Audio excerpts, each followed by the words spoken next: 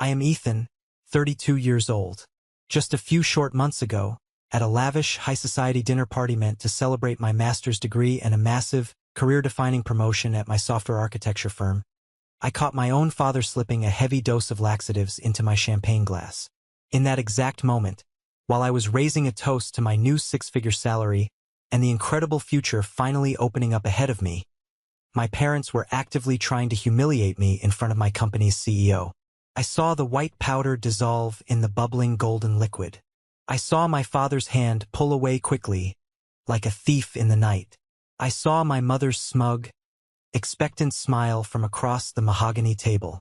But there is one crucial thing they didn't know. I am a senior software engineer who makes a living out of spotting microscopic errors in complex, multi-million-dollar systems, and I never, ever miss a single detail. Instead of drinking it, I simply smiled, pivoted smoothly on my heel, and handed that perfectly spiked glass directly to my golden child older brother, Julian. And right now, as my parents are aggressively begging for my forgiveness and facing total social ruin in their tight-knit community, Julian is dealing with the ultimate, humiliating destruction of his pristine, carefully curated life. Before I tell you exactly what happened when that glass touched his arrogant lips, hit that like button if you believe that karma never misses an address. And don't forget to let me know exactly where you are watching from in the comments down below. Now, let's go back to where this unbelievable nightmare truly began. The room was buzzing with the low, sophisticated hum of clinking heavy silverware, crystal glasses, and soft jazz music playing from the concealed overhead speakers. We were at the Oak Room, a ridiculously upscale country club my parents belonged to. A place that reeked of old money, expensive cigars, and generations of hidden family secrets. This was supposed to be my night. After years of grinding through late nights, staring at lines of code until my vision literally blurred, and drowning in student loans because my college fund mysteriously evaporated when Julian needed a massive down payment for his luxury real estate condo in the city, I had finally made it. I had secured a senior architect role, a position that came with a salary that rivaled the top earners in Silicon Valley, comprehensive stock options, and the kind of deep, professional respect I had been starving for my entire life. More importantly, I had my beautiful, brilliant wife, Maya, standing right by my side. She was wearing a stunning emerald green dress that perfectly complemented her eyes, her warm hand resting gently on the small of my back, a constant, silent reminder that I was finally truly loved. Mr. Sterling, the CEO of my company, was standing just across the grand table. He was a stern, brilliant, incredibly intimidating man who rarely attended employee gatherings, making his presence tonight a massive validation of my worth to the company. He was holding his glass, adjusting his custom-tailored suit, ready to give a speech honoring my hard work and the multi-million-dollar software integration I had just successfully launched for the firm. My parents, Arthur and Eleanor, had insisted on hosting this dinner at their club. At first, I was genuinely touched. I thought they had finally turned a corner. I thought that maybe, just maybe, my accomplishments had finally reached the invisible, impossible threshold required to earn their basic respect. I thought this was their way of saying they were proud of the man I had become, that I was finally equal to my brother. I was so incredibly wrong. Their sudden generosity was nothing but a calculated Trojan horse. I had stepped away from the table for just a moment to speak with the head caterer about my mother-in-law's severe peanut allergy. As I walked back down the dimly lit, heavily carpeted hallway toward our private dining alcove, I paused to straighten my tie in a heavy, ornate brass mirror hanging on the wall. Through the reflection, I had a perfect, unobstructed view of my seat at the head of the table. I stopped dead in my tracks. My blood ran completely cold, freezing the air in my lungs. In the reflection of that brass mirror, I saw my father leaning over my chair. His hand moved with practiced, deliberate speed, dumping a small packet of white powder into my half-full flute of expensive vintage champagne. He tapped the edge of the glass with his index finger to make sure every last grain fell into the liquid. My mother was standing right next to him, pretending to adjust a lavish floral arrangement of white lilies, her eyes darting around the room to keep watch. She gave him a sharp, approving nod. And then there was Julian, My older brother, the absolute center of their universe. Julian was leaning against the private bar, swirling a glass of expensive aged scotch, a cruel, arrogant smirk plastered across his perfectly symmetrical face. He was watching the entire sabotage unfold with sheer delight. They wanted me to humiliate myself. They wanted the medication to hit my system right as I stood up to give my thank you speech. They wanted me to violently lose control of my bodily functions right in front of Mr. Sterling, the man who had just handed me the keys to my future. They wanted to destroy my professional reputation so thoroughly, so publicly, that Julian would remain the only successful, respectable son in our twisted family hierarchy. I felt a cold, hard knot form deep in my stomach. The sheer malice of it took my breath away. A decade ago, I would have confronted them right then and there. I would have been that scared, desperate kid crying, asking why they hated me so much, begging for an explanation. I would have caused a scene that would have ended up ruining my own night. But I am not that kid anymore. Maya's unconditional love and my own hard-won success had built an impenetrable armor around me that their toxicity could no longer breach. I took a deep breath, letting the anger crystallize into something sharp, cold, and calculated. I plastered a warm, confident smile on my face, pushed my shoulders back, and walked into the dining area. As Mr. Sterling raised his glass to begin the toast, I stepped up to my chair and casually picked up my champagne flute. The powder had completely dissolved, leaving the golden liquid looking innocent, bubbly, and crisp. I looked right into my father's eyes. I saw the dark anticipation dancing in his pupils. I saw my mother practically holding her breath, her hands tightly clasped together. Then I turned to Julian. He was standing right next to me, looking entirely too pleased with himself, completely unprepared for what was about to happen. "Julian," I said, my voice carrying clearly over the soft jazz music, projecting across the entire room. "You've always been the absolute standard of excellence in this family. You've taught me so much about what it means to be a man of high society, a man of true class. On a night like tonight, I simply cannot drink this alone. I insist you take the first sip of this exceptional vintage to celebrate our family's success." Before his brain could process the trap I had just laid, I gently took his heavy crystal glass of scotch from his right hand and placed my champagne flute directly into his fingers. The social pressure of the moment was absolutely crushing. Mr. Sterling was watching. The senior executives from my firm were watching. A dozen other high society guests were watching. Julian, ever the absolute slave to maintaining his perfect public image, couldn't refuse the gesture without looking completely insane, jealous, and ungracious. He gave a tight, awkward, forced smile. He raised the glass, and he drank deeply. I watched my mother's face drain of all color, turning a sickening shade of gray.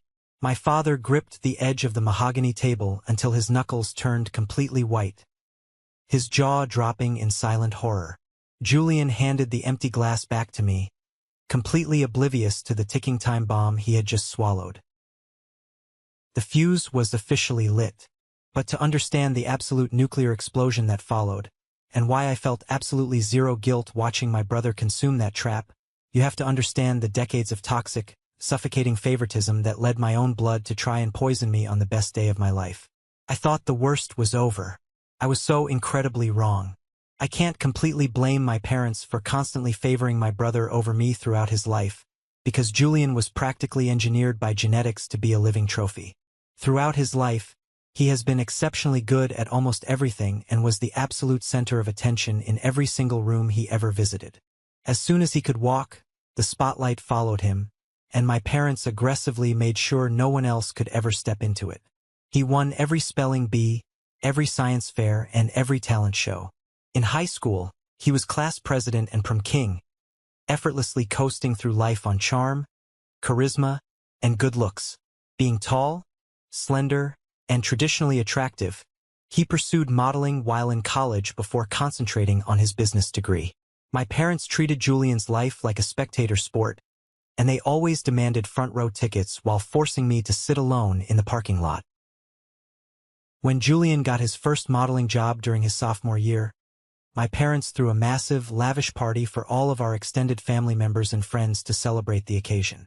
They hired an expensive caterer, rented a massive white tent for the backyard, and popped vintage champagne. They framed his first professional headshot in an ornate, heavy gold frame and hung it in our living room, directly above the fireplace, where it remains to this very day. It was like a religious shrine. You couldn't walk into the house without being forced to worship at the altar of Julian. If we ever went to a funeral or a wedding, Julian was the one they proudly introduced to distant relatives, while I was left trailing behind holding the coats. That very same year I graduated. I received my hard-earned degree in computer science. I had worked 2 grueling part-time jobs, including stocking shelves at Walmart during the night shift, paid my own rent, and maintained a 3.9 GPA while dealing with immense, crushing stress. When I drove over to their house and proudly handed my mother my diploma, hoping for just a fraction of the excitement they showed for Julian's photo shoot, she barely even looked up from her iPad. She merely murmured, "Well done," and immediately resumed organizing Julian's next photo session. There was no party for me. There was no framed photo on the mantle, just a dismissive pat on the back. Julian immediately climbed the corporate ladder after graduating, landing a prestigious job at a prominent company. By the age of 30, he was a senior executive with a corner office, a massive salary, and a corporate car.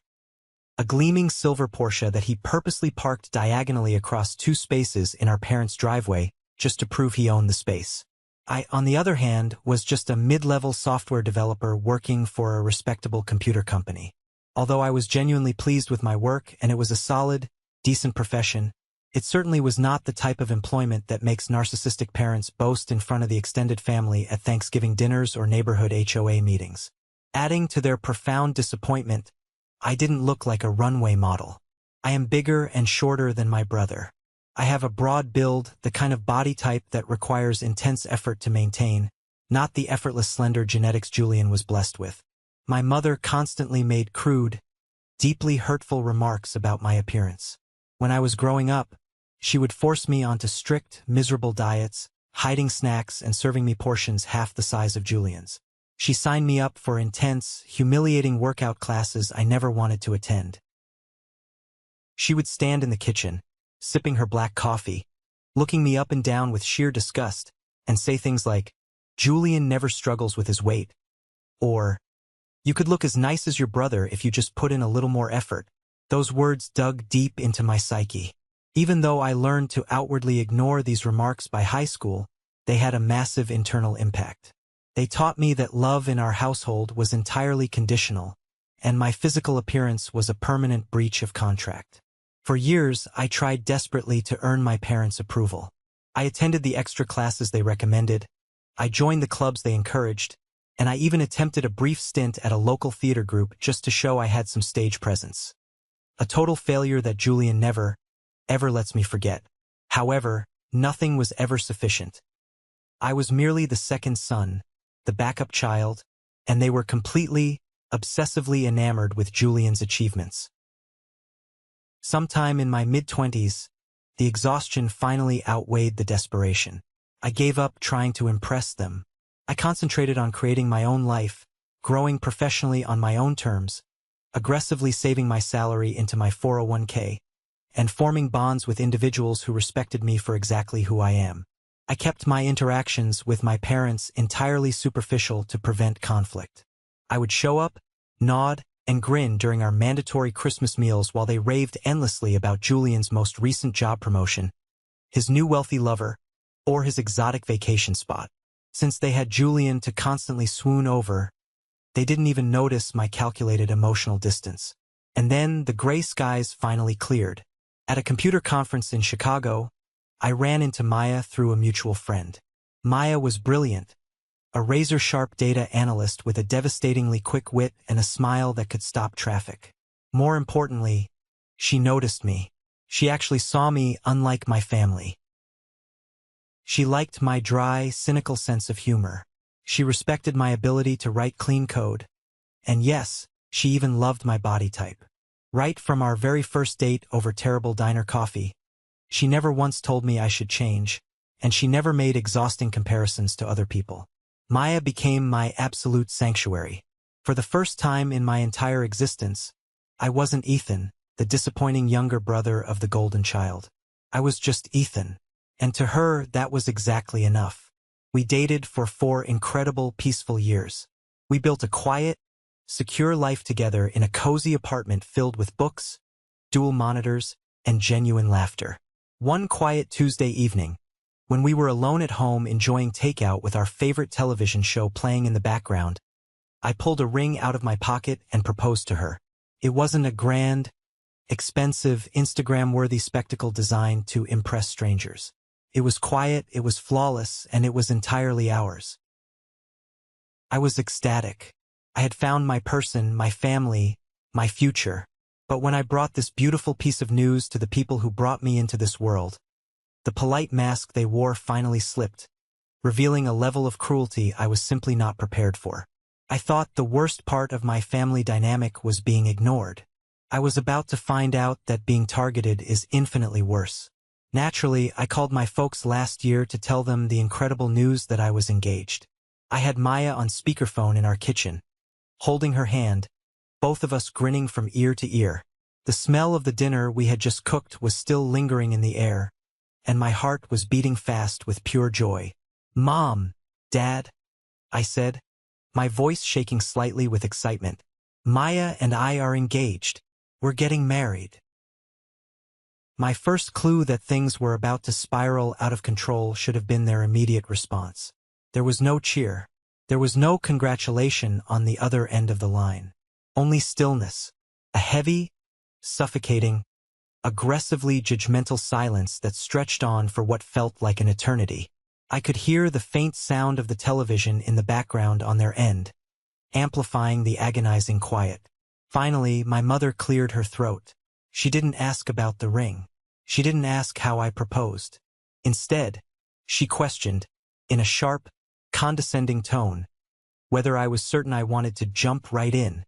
She then recommended, with zero hesitation, that I might want to improve my physical condition before the wedding so I wouldn't ruin the photos. My father didn't say much of anything at all, just a vague grunt of agreement in the background. Maya squeezed my hand tightly, her eyes wide with shock and immediate defensive anger on my behalf. I felt the familiar childhood shame wash over me, but this time, Maya was there to anchor me. I mumbled an excuse about dinner burning and hung up the phone.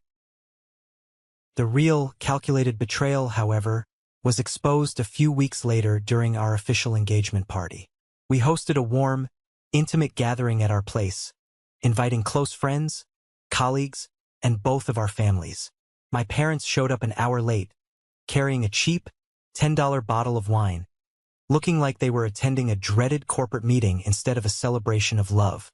They completely isolated themselves, spending the majority of the evening crouched over my mother's phone in a dark corner of our living room. Maya, who was circulating the room and making sure everyone had enough food and drinks, noticed their incredibly odd reaction. At the time, I was too anxious, busy playing host, and desperately trying to keep the peace to fully comprehend what was happening right under my roof. Later that night, after the last guest had left and we were standing at the kitchen sink washing wine glasses, Maya finally told me what she had witnessed. She had walked past the hallway to get extra napkins and heard my parents talking to Julian on speakerphone. Julian was clearly crying hysterically on the other end of the line. Maya stopped washing the glass, looked me dead in the eye, and repeated exactly what she had heard. My parents were frantically comforting my 30-year-old, senior executive brother. They were talking about how this wasn't the plan, and how they never expected Ethan to get married first. Let that sink in for a moment. Let the absolute sickness of that dynamic wash over you. They were literally grieving the fact that their lesser son had found love and happiness before their golden boy. The hierarchy of our family was so rigidly established in their twisted minds that my joy was viewed as an offensive disruption to the natural order of the universe. According to what Maya vaguely heard, Julian was having some minor setbacks during his own relationships, and seeing me succeed in something he hadn't yet achieved was actively destroying his fragile ego. The cruelty only escalated from there. As we started the exhausting process of organizing the wedding, my mother made it violently clear that she wanted absolutely zero part in it. Despite the fact that Julian was not even engaged to his current flavor-of-the-month girlfriend, my mother had already made multiple, highly detailed wedding Pinterest boards for his hypothetical marriage. She would literally sit at our kitchen table during Sunday visits, scrolling through luxury real estate venues and tuxedo fittings for Julian on her tablet, while completely ignoring the venue brochures I had laid out for my own wedding. When Maya and I went to a bridal boutique to pick out her dress, my mother practically had to be dragged along, sighing loudly and checking her watch the entire car ride. Maya stepped out of the dressing room looking like an absolute vision in a straightforward yet exquisite A-line gown that made her feel lovely and confident. My mother didn't shed a tear. She didn't smile. She didn't offer a single word of warmth. She merely looked Maya up and down and coldly remarked that the dress was practical and suitable for her figure. It was a vicious, backhanded slap disguised as an observation. Thank God for Sarah, my future mother-in-law. Sarah saw exactly what was happening. She stepped in and treated me like the son she always wanted, and she ended up working together with us on the majority of the preparations. Sarah helped us negotiate contracts with caterers, she helped me pick out my suit, and she sat with us late into the night addressing hundreds of envelopes. Sarah gave me the fierce parental warmth I had been starving for my entire life. But foolishly, tragically, I was still holding out a desperate sliver of hope for my own blood. I carefully reviewed and double-checked the master guest list with Maya to be absolutely sure no one was overlooked before sending out both electronic and thick, beautifully embossed paper wedding invitations. I am 100% certain that my parents received theirs, because the electronic invitations included red receipts, which clearly showed they opened the email within 10 minutes of it being sent. As the final RSVP deadline approached, their names remained conspicuously blank on our spreadsheet.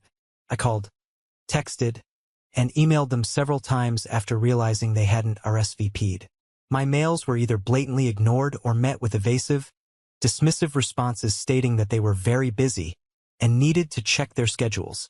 They needed to check their schedules for their own son's wedding. I couldn't waste too much energy agonizing over it because I was too busy dealing with vendors, finalizing details, and getting ready for the biggest day of my life.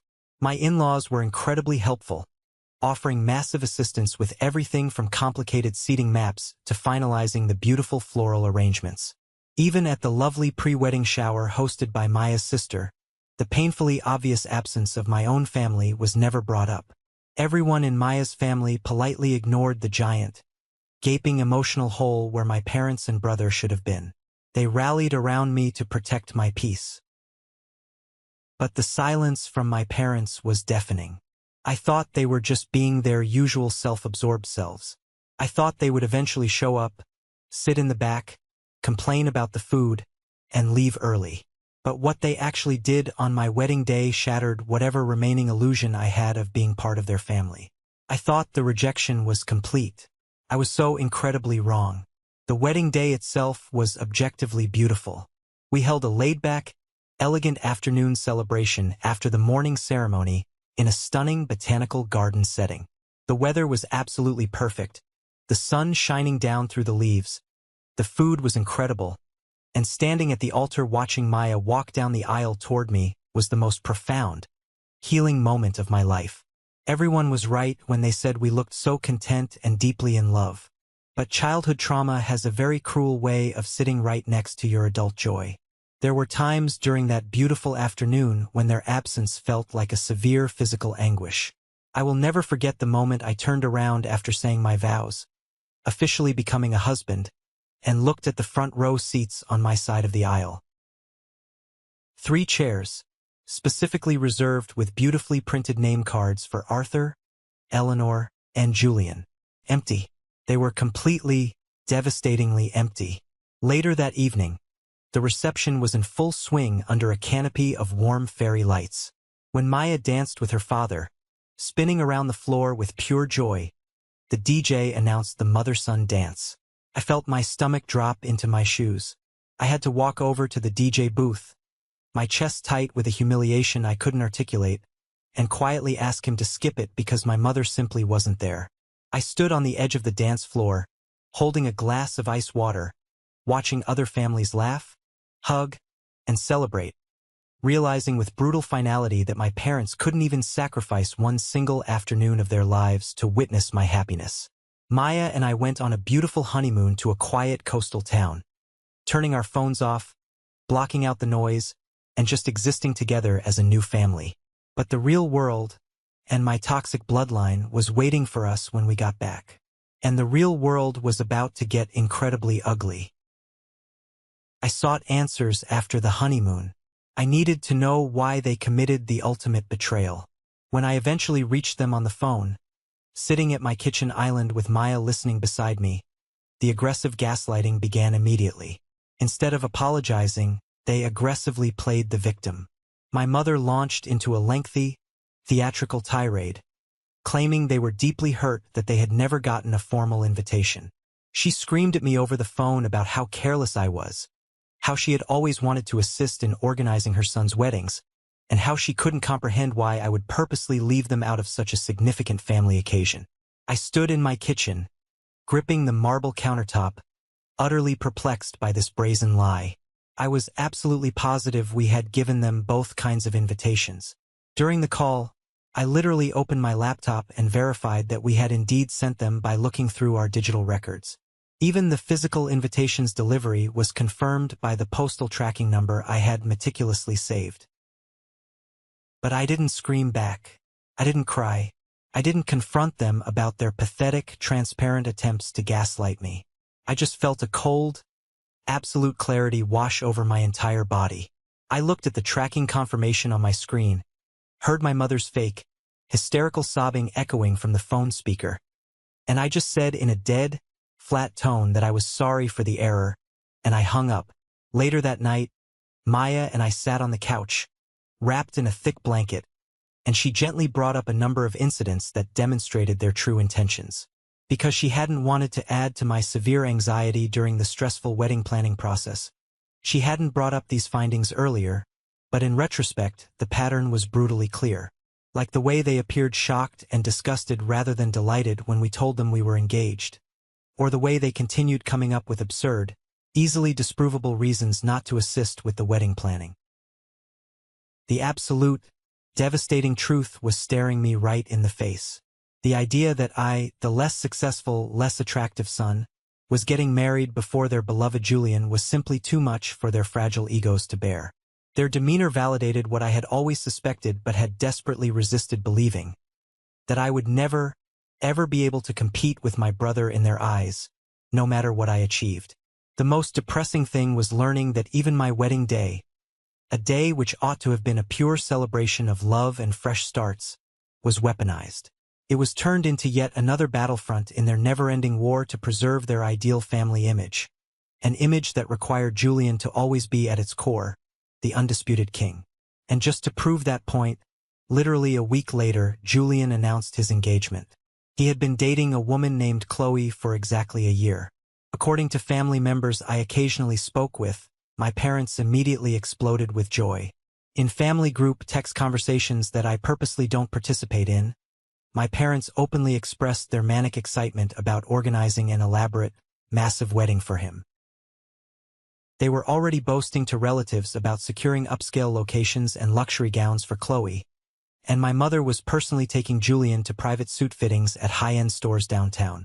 All the parental bonding time, the financial support, the emotional investment, everything I was strictly and coldly denied, they were eagerly throwing at Julian. But the universe has a funny way of balancing the scales, and sometimes, secrets refuse to stay buried. A few days later, my Aunt Clara called me. Clara is my father's sister, a sharp, observant woman who usually keeps to herself to avoid family drama. She asked how married life was going, and then, in a quiet, hesitant voice, she dropped an absolute bomb. She told me that years ago, when I graduated high school, my mother had secretly called all the relatives and canceled my graduation dinner, claiming I was violently sick with the flu. The real reason: Julian had received a sudden, unexpected callback for a minor modeling gig in the city, and my mother didn't want my graduation dinner to distract from his big opportunity. The betrayal wasn't a one-off mistake. It wasn't new. It was structural. It was baked into the very foundation of our family. I thought knowing the absolute truth was the final chapter.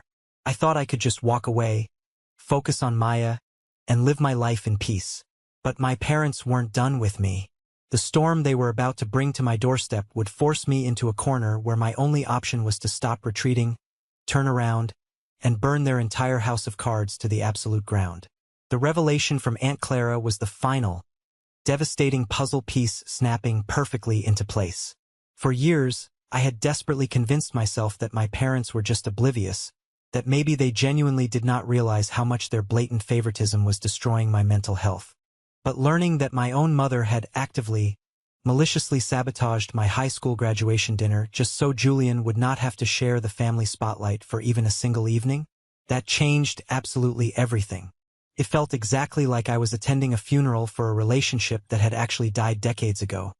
But I was the only person in the room who had not realized the casket was already buried. I sat in my living room for 2 solid days, processing the absolute betrayal. And then, exactly 1 week after Clara dropped that truth bomb, the universe handed me the perfect opportunity to address the situation. My phone rang on a cold, rainy Thursday evening. Maya and I were sitting on our comfortable living room couch, going over our joint finances and discussing a potential commercial real estate investment we were considering for our future portfolio. We were building real wealth, not the fake, rented kind my family obsessed over. I looked down at the glowing screen resting on the coffee table. The caller ID flashed my mother's name. I normally would have let it go straight to voicemail to avoid the inevitable anxiety spike. But this time, I felt nothing but a cold, hard, razor-sharp sense of purpose. I answered the call and immediately put it on speakerphone, setting the device down so Maya could hear exactly what was about to transpire. Before I could even offer a standard greeting, my mother launched into an aggressive, frantic, high-pitched tirade. She did not call to ask how my week was going. She did not call to ask about my job or Maya's well-being. She called because the carefully constructed, fragile facade of her perfect family was starting to show massive cracks, and she desperately needed someone to blame for the structural damage. She started screaming about their suddenly tarnished family history. She said that extended relatives, people we only ever saw at Thanksgiving dinners or forced holiday gatherings, were starting to ask highly uncomfortable questions about why my own parents had entirely missed my wedding. She immediately accused me of spreading vile, fabricated rumors behind her back. According to her twisted, narcissistic logic, I was deliberately calling aunts and uncles in the middle of the night to poison them against her and my father. And then came the ultimate, unforgivable accusation. She lowered her voice into that familiar, condescending tone she had weaponized against me since I was a vulnerable child. She said, "We know exactly what you are doing, Ethan. You are just wildly, pathetically jealous of Julian. You know his upcoming wedding is going to be far more sophisticated, vastly more expensive, and infinitely more gorgeous than your little backyard garden party. And you are purposefully attempting to spoil his special day out of pure, unadulterated spite." Maya physically tensed beside me on the couch, her eyes flashing with intense, protective anger. She opened her mouth to defend me, ready to tear my mother apart verbally, but I held up a single finger, silently asking her to let me handle this battle on my own terms. In the past, this was the exact moment my chest would tighten. I would have panicked. I would have started aggressively defending myself, listing chronological facts, begging them to believe me, desperately trying to prove my innocence to a rigged jury that had already convicted me before I was even old enough to speak. But I did something I had never done before in my entire 32 years of existence. I agreed with them. I leaned forward, resting my elbows heavily on my knees, staring directly at the speaker of the phone, and spoke in the calmest, most terrifyingly even voice I could possibly muster. "You know what, Mom? You are absolutely correct. I am entirely, completely envious of Julian." The line went completely dead silent. The heavy breathing on the other end stopped. I could practically hear the gears grinding in her head as she frantically tried to process my sudden, unexpected surrender. She wanted a fight, and I was refusing to pick up the sword. My father, who must have been silently listening in the background the entire time, suddenly snatched the phone away from her. "Excuse me," Arthur barked, his voice laced with confusion and rising anger. I did not raise my voice. I did not stutter. I just let the absolute, unfiltered truth flow out of my mouth and into our quiet living room. I said, "You are both right. I am deeply jealous. But I am not jealous of Julian's meaningless corporate title. I am not jealous of his massive, inflated salary, or his rented luxury sports cars, or his impending, outrageously overpriced wedding. I am intensely, deeply envious of the unwavering love, the fierce, blind protection, and the endless emotional support you have shown him every single day of his entire life. That is what I am jealous of, because you never, not even for one fleeting, accidental second, made an effort to show that kind of loyalty to me." There was a heavy, suffocating pause on the line. I did not stop. The psychological dam had finally broken, and decades of repressed, toxic sludge came flooding out. I systematically informed them of every single birthday where Julian's most recent, trivial success completely eclipsed my own genuine academic accomplishments. I brought up the undeniable fact that my carefully saved college fund was suddenly, mysteriously empty right when Julian needed emergency cash to maintain his lavish lifestyle, forcing me to take out crushing student loans while he lived in luxury. I brought up my high school graduation dinner, specifically telling them I spoke to Aunt Clara and knew exactly why they canceled it.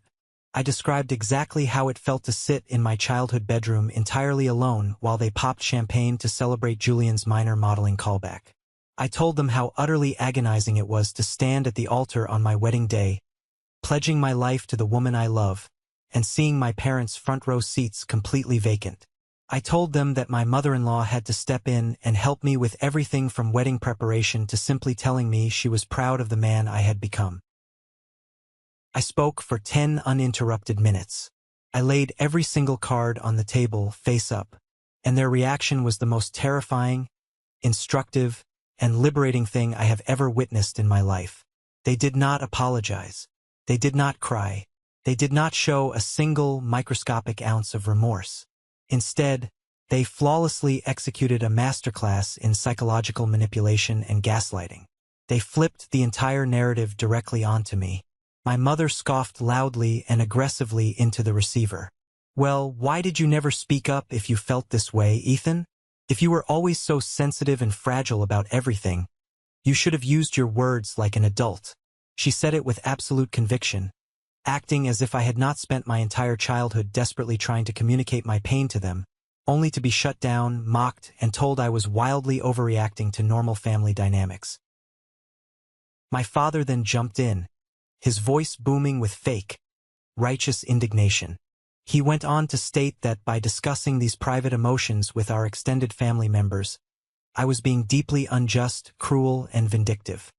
He actually accused me of trying to tear the entire family apart just because I could not handle not being the absolute center of attention.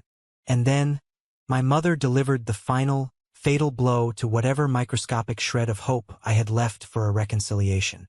"We never imagined you would go to such extreme lengths as to try to ruin Julian's wedding out of pure, unadulterated jealousy," she stated, her voice dripping with absolute, theatrical disappointment. "But we always knew you were deeply insecure about his success. We always knew you had a massive inferiority complex. Frankly, Ethan, this is not how we brought you up." I sat back heavily on the couch and just stared blankly at the ceiling fan spinning above us. I became acutely aware that they literally could not hear a single word I had just said. Their brains were biologically incapable of processing their own guilt. They genuinely believed that their horrific behavior, their blatant neglect, and my crushing emotions had absolutely nothing to do with the current situation. In their warped reality, this entire conflict was solely about protecting Julian's upcoming nuptials from my imaginary wrath. They were significantly more worried about securing a luxury caterer than the massive emotional trauma they had inflicted on their youngest son over 3 decades. For the very first time in my life, I did not attempt to smooth things over. I did not retract my statements to keep the peace. I did not apologize for my tone. I simply expressed my final thoughts to them directly and without a single ounce of hesitation. You are correct on one point, Mom. I was raised by you. You flawlessly instilled in me the absolute belief that I would never measure up, that Julian's accomplishments would always be infinitely more significant than mine, and that upholding your fake, perfect family image was vastly more essential than my actual well-being or happiness. However, you also inadvertently taught me something else. You taught me exactly what a toxic environment looks like, and you taught me that I deserve so much better than the scraps you threw at me. Before my father could launch into another defensive, booming tirade, there was a long, chilling pause. When he finally spoke, his voice was cool, collected, and utterly devoid of any parental warmth. Maybe it is time for us to stop acting like we are bad parents, since you have already stubbornly determined that we are, Arthur said. You obviously take immense pleasure in seeing your mother suffer. Since you are family, we assumed you would assist in resolving this ridiculous gossip issue with the relatives before Julian's big day. But it is entirely clear that you have made your own selfish decisions. My mother chimed in one last time, ensuring she got the final, stinging word. Ethan, that is not our fault. You made the conscious decision to play the perpetual victim. We tried our hardest to treat you both fairly. We wash our hands of this drama. I did not argue. Why would it matter? Everything I had been suspecting for years had just been completely validated by their own mouths. They were entirely incapable of admitting their involvement in any wrongdoing.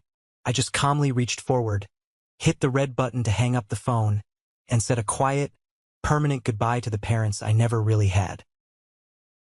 I was entirely surprised to feel a massive, overwhelming wave of relief wash over my entire body. There were tears shed, to be sure, but they were not the frantic, heartbreaking, hyperventilating tears I remembered from my early years. They were liberating tears. I felt as though a crushing, suffocating burden I had carried my entire life had finally been lifted off my shoulders and smashed into a million pieces. Maya wrapped her arms around my neck, pulling me tight against her chest, letting me bury my face in her shoulder. They are never going to change, are they? I whispered, my voice thick with emotion. No, she said softly, squeezing me tighter, anchoring me to reality. But you have. And that is the only thing that actually counts in this house. She was right.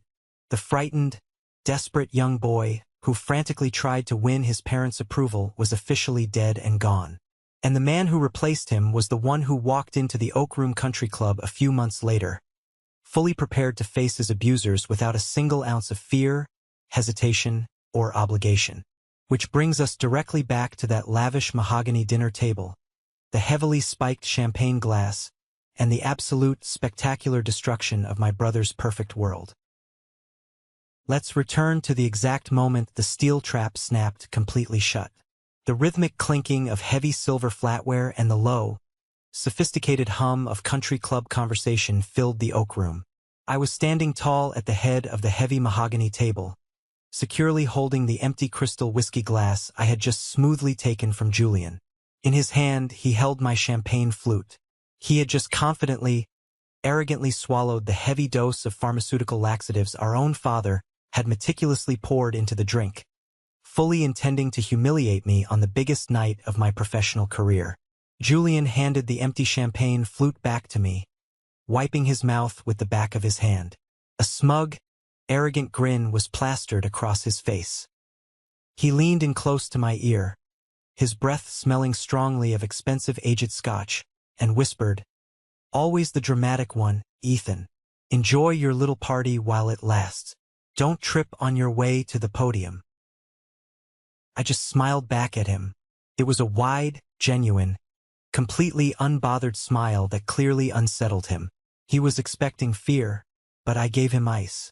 "Oh, I intend to enjoy every single second of it, Julian. Vastly more than you could possibly know." At that exact moment, Mr. Sterling, the CEO of my firm, tapped his heavy silver spoon against his crystal water glass, calling the entire room to attention. The chatter died down instantly. Mr. Sterling is a formidable titan in the tech industry, a man whose time is literally worth thousands of dollars a minute, and when he speaks, People listen with absolute, terrified reverence. He stood up, adjusting his immaculate custom-tailored suit jacket, and looked directly at me with genuine, unmistakable professional pride. "Ladies and gentlemen," he began, his authoritative voice echoing perfectly through the dining alcove. "We are gathered here tonight to celebrate exceptional talent, relentless innovation, and unwavering dedication. Over the past 2 grueling years, Ethan has spearheaded our most complex software integration to date. He works late, he leads his team with absolute integrity, and he possesses a brilliant architectural mind that has saved this company millions. Effective immediately, it is my immense honor to officially announce Ethan's promotion to Senior Executive Architect, accompanied by a compensation package that heavily reflects his massive value to our firm." The table erupted into enthusiastic applause. Maya beamed at me, her beautiful eyes shining with unshed tears of pride. My colleagues raised their glasses high in the air.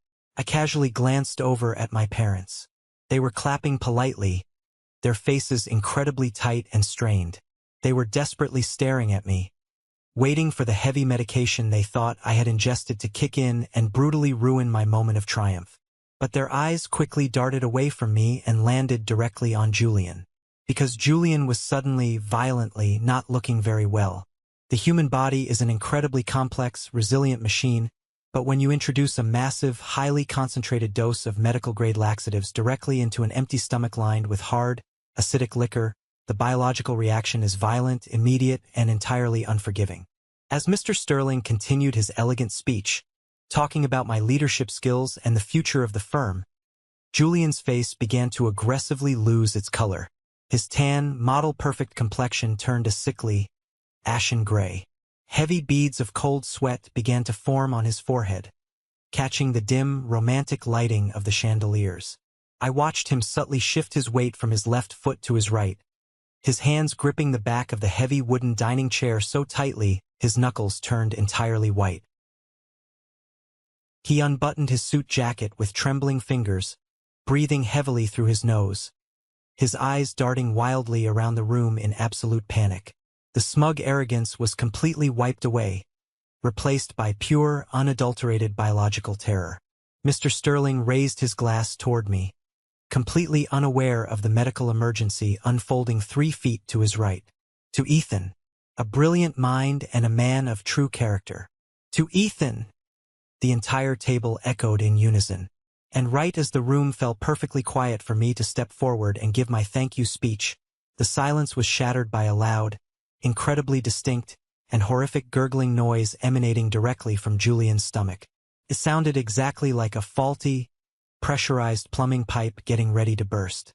Everyone at the table, including Mr. Sterling, stopped mid-sip and slowly turned their heads to look at my brother. Julian let out a sharp, choked gasp, his hands flying to his stomach.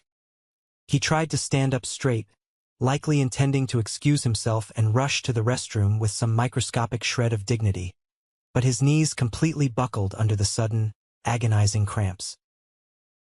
"Julian?" my mother gasped, dropping her expensive linen napkin onto her plate.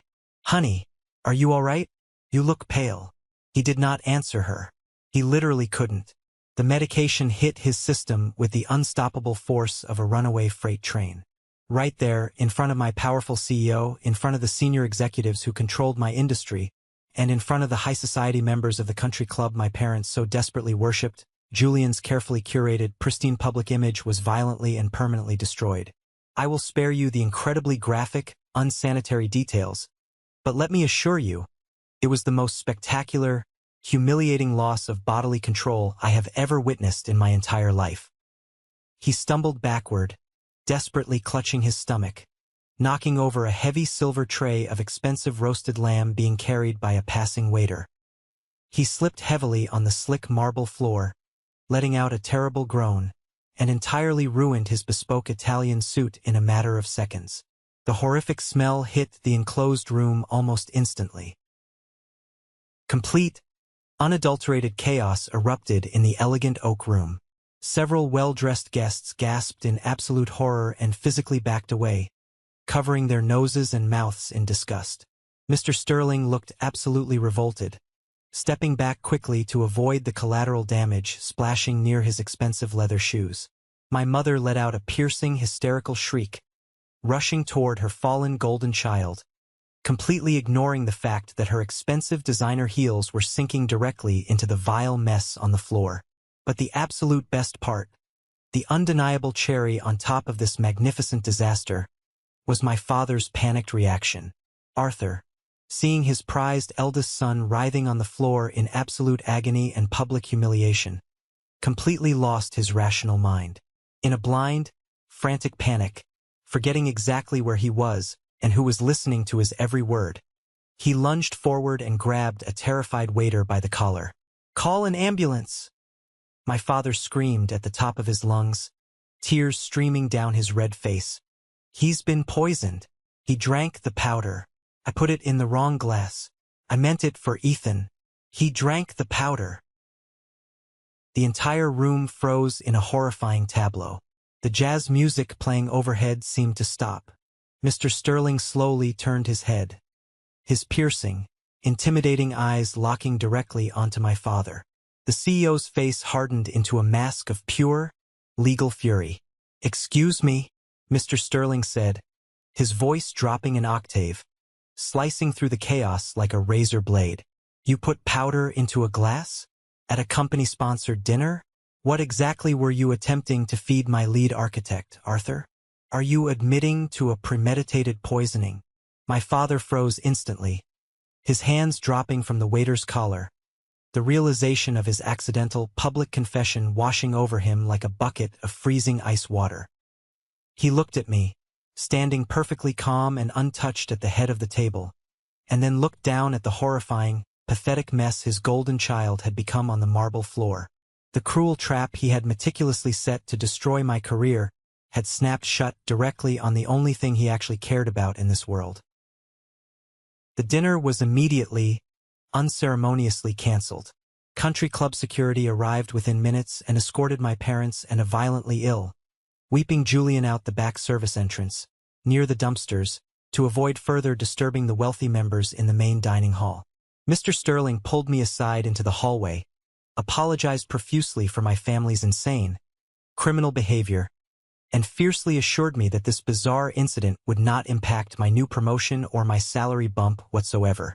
In fact, he offered to have the company's legal team review the incident if I wanted to press charges. Maya and I drove home that night in almost total silence, the windshield wipers slicing through the rain, the sheer magnitude of the karma we had just witnessed still vibrating heavily in the air inside the car. Before we continue to the absolute fallout and how Julian tried to desperately destroy my marriage the very next day, let's pause for a moment. Thank you for staying with me this far. You're truly amazing. Please help me by liking the video and commenting the number 1 below so I know you've been here with me until this point. This not only helps more people discover this story, but also lets me know that my experiences mean something to someone. Your support is the greatest motivation for me to keep sharing the rest of this journey. Now, you would logically think that after practically destroying himself in public, Julian would hide in deep shame. You would think he would reevaluate his toxic life choices. But narcissism is a deeply ingrained, blinding disease. The very next afternoon, while I was sitting safely at my office desk finalizing my new salary and benefits package, Julian made a desperate, pathetic attempt to regain control of the narrative. He was apparently unable to get in touch with me directly because I had already permanently blocked his number on my phone, so he managed to hunt down Maya's personal cell phone number, likely digging through a mutual acquaintance's social media page. Instead of apologizing for ruining our dinner, he sent Maya a massive string of aggressive texts outlining the precise reasons why he believed I was the villain, attempting to manipulate her into turning against her own husband. Maya took screenshots of the entire unhinged exchange and sent them to me while I was drinking my afternoon coffee.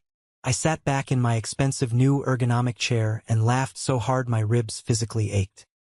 His initial communication to her started off in a sufficiently professional, fake manner.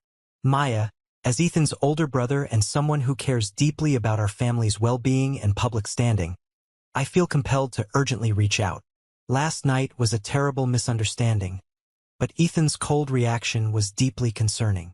However, it immediately turned into his actual toxic motivations.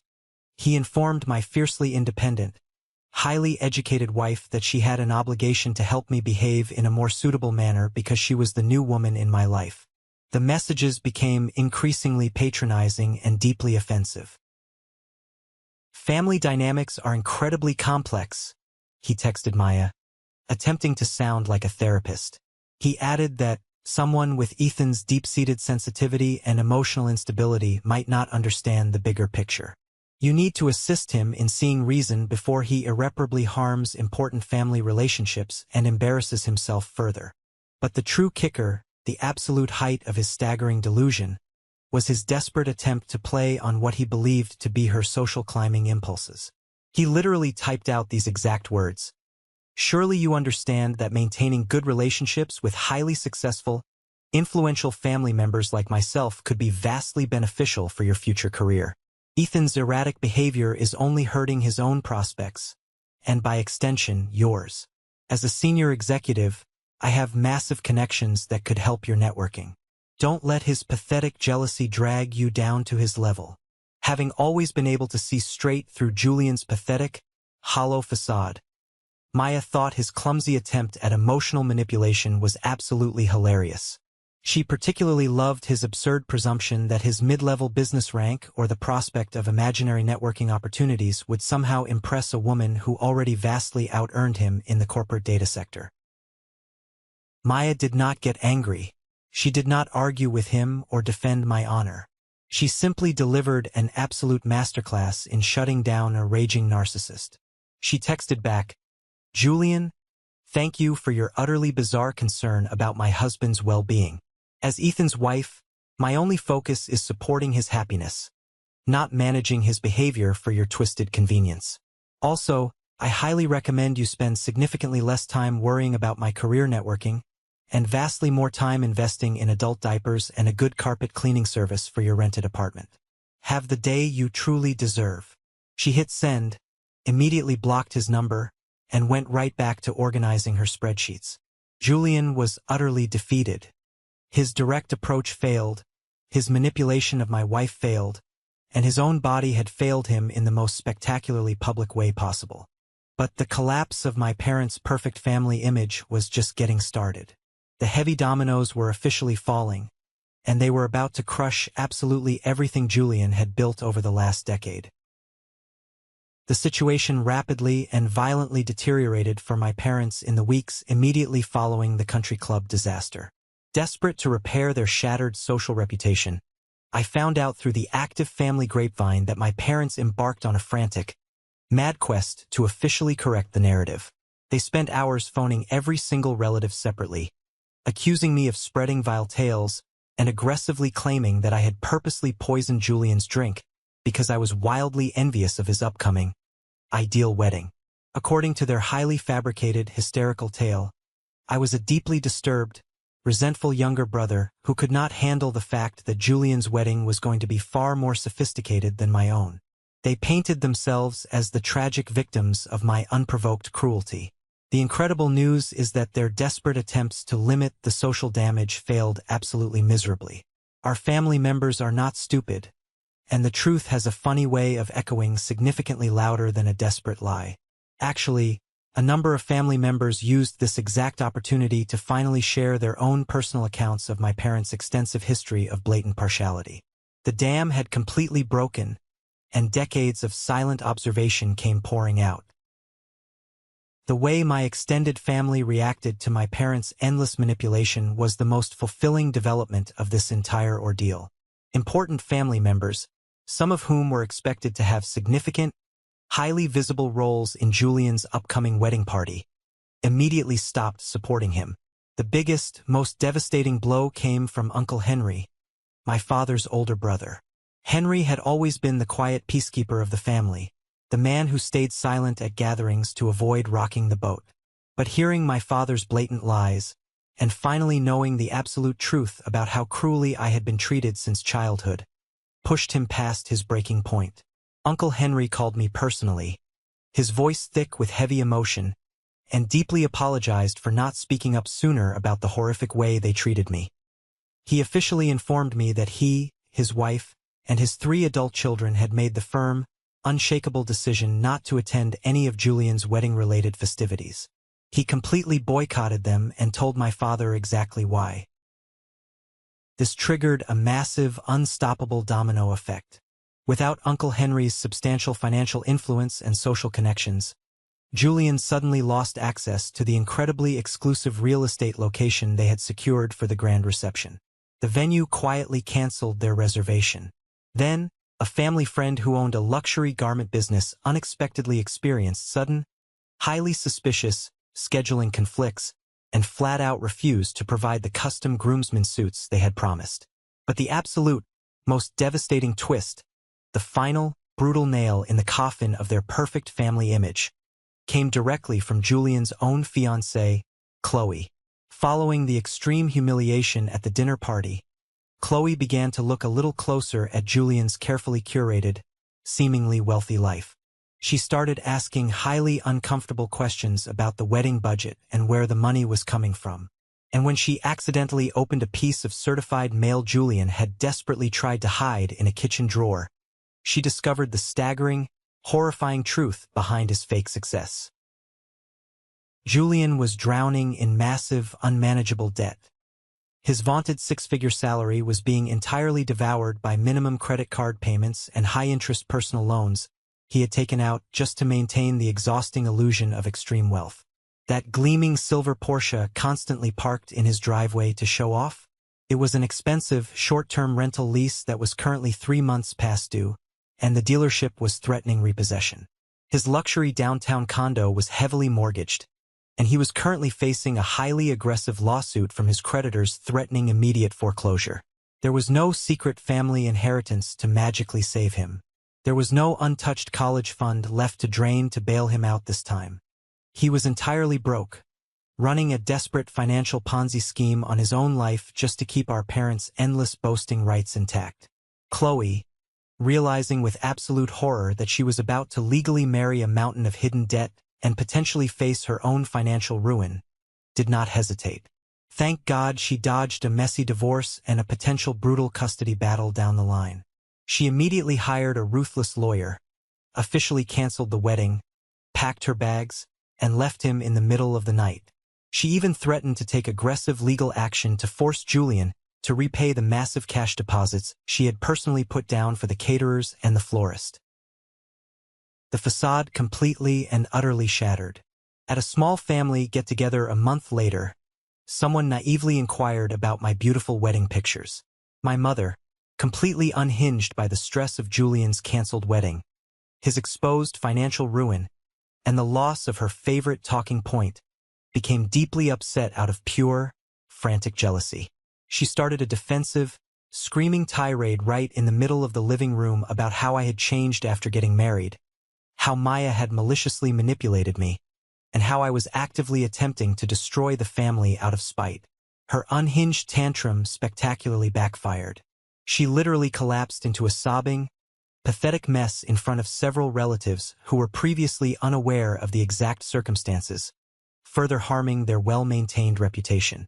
It is incredibly ironic that my parents' frantic, unethical efforts to violently maintain their ideal family facade were the exact reason it violently fell apart. Each time they attempted to twist the tale and publicly portray me as the bad guy, they wound up disclosing more about who they really were. The truth took care of absolutely everything for me. I did not have to lift a single finger or post a single vindictive thing online. I did not stick around to watch the ashes smolder. I did not need to. The very next morning after hearing about Qley leaving Julian and the massive debt being exposed, I picked up my phone, opened my settings, and officially, permanently blocked my mother, my father, and my brother from calling, texting, or ever reaching me again. I deleted them from my social media. I set up a filter to send their emails directly into the trash without being read, and I effectively closed the heavy book on the family that broke me. The silence that followed was not heavy, and it was certainly not sad. It was the most profound, beautiful, healing peace I have ever experienced in my entire life. Professionally, I am doing better than I ever thought possible. I officially signed the heavy stack of paperwork for my new role as Senior Executive Architect. Mr. Sterling stood by his word, completely ignoring my family's embarrassing stunt, and the promotion completely transformed our lives. The massive increase in my salary allowed Maya and me to start looking for our own piece of real estate. A beautiful, quiet home in a neighborhood surrounded by tall trees, completely free from the haunting ghosts of my past and the toxic, suffocating expectations of my bloodline. We are building a life based on honesty and hard work, not smoke and mirrors. Personally, I feel like I am finally breathing clean air. I no longer have to spend agonizing hours worrying over how to win my parents' impossible approval. The suffocating stress of constantly trying to manage Julian's fragile, inflated emotions and navigating my mother's covert narcissistic traps has entirely subsided. For the first time in my life, I am not concerned about upholding an ideal family image, because I am too busy actually living a real, authentic, fulfilling life with a woman who loves me for exactly who I am. Sometimes, the absolute best retaliation isn't screaming matches, public call-outs, or elaborate revenge plots. The best retaliation is just letting the unvarnished truth speak for itself, stepping back, and watching the universe brutally balance the scales.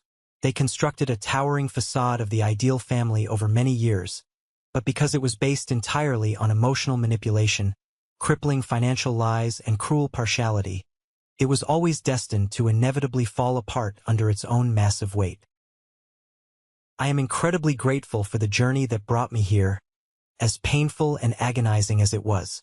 Acknowledging that my parents will never, ever be the kind, encouraging people I desperately needed as a vulnerable child is a deeply painful mourning process. It hurts to realize you were never truly loved the way you deserved. But let me tell you, it is nowhere near as painful as holding out false hope that toxic people will magically change, and allowing them to constantly break your heart over and over again while you wait for a miracle that will never come. I have come to thoroughly understand that true family isn't about sharing DNA, upholding fake facades, or aggressively dictating narratives to impress strangers at a country club. True family is about standing together in the dark, laughing together in the light, and fiercely supporting one another's personal growth. Maya, her mother Sarah, and her entire extended family showed me exactly what that actually looks like, and I am dedicating the rest of my life to building that exact solid foundation for our own future children. Success is often said to be the best form of retaliation, but I am coming to realize that real, lasting success isn't about impressing toxic people with a fancy job title, a massive inheritance, or a luxury car. It's about accepting your own decisions, setting ironclad boundaries, and surrounding yourself exclusively with individuals who actively encourage your development rather than actively impede it out of their own insecurities. By that specific metric, standing here today with my incredible wife, my thriving career, and my unshakable peace of mind, I feel infinitely more successful than Julian or my parents could ever possibly comprehend. As we wrap up this story, I want to leave you with a crucial reminder. You do not owe your peace of mind to the people who consistently choose to destroy it, even if they share your last name. Blood makes you related, but consistent loyalty, respect, and unconditional love make you a family.